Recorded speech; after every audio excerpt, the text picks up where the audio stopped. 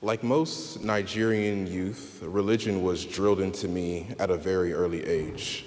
By middle school, I was already beginning to wrestle with central Christian doctrines like sin, salvation, heaven and hell, and what that practically meant for myself and the people around me.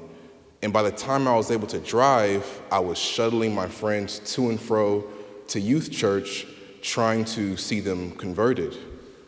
By freshman year of college, the passion just continued, and I started a Bible study in Chelsea and D'Angela's UNT dorm room, fun fact, where I continued the journey I had been on.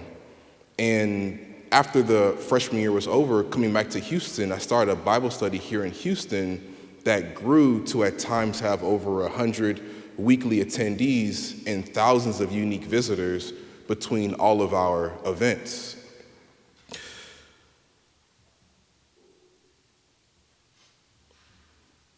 I was also heavily involved in street evangelism and street apologetics, with many hours spent debating anyone who disagreed with my worldview. They say obsession is a young man's game, and I was getting older. By 24, 25, I just wasn't the same closed-minded fundamentalist I had been to that point. A fissure between the person I presented, or rather, a fissure between the person I was becoming, a more cosmopolitan, intellectually curious, skeptical, and the person I felt I had to be a Christian was growing.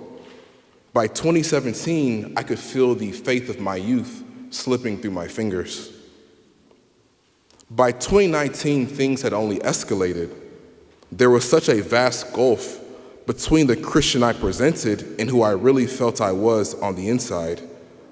I continued debating unbelievers and sharing the gospel, though internally I had endless doubts and concerns about my own faith. Sometimes during prayer, I would just cry. I was in so much pain, and I was begging God for faith so that I could live and die a Christian. Eventually, I gave up fighting, gave up suffering. I just wanted to be a whole person. I stepped away from church, stopped prayer, and adopted a very cynical attitude towards religion. Fast forward to July 2020, our first child had just turned 1, and I was almost 2 years into my break from the church. Around this time, I started coming to City Church. I originally came for Chelsea and Cadence's benefit without any personal expectations. Yet the sermons I heard began to slowly resonate with me. The pastors presented Christianity in a light contrary to the anti-scientific, unreasonable, and divisive form that drove me away years earlier because I could no longer relate. Instead, their teachings embraced nuance and mystery and encouraged a safe, thoughtful exploration of faith, especially for skeptics.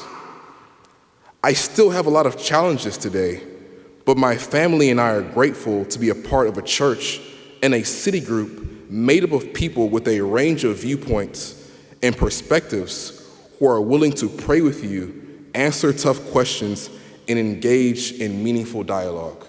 Thank you.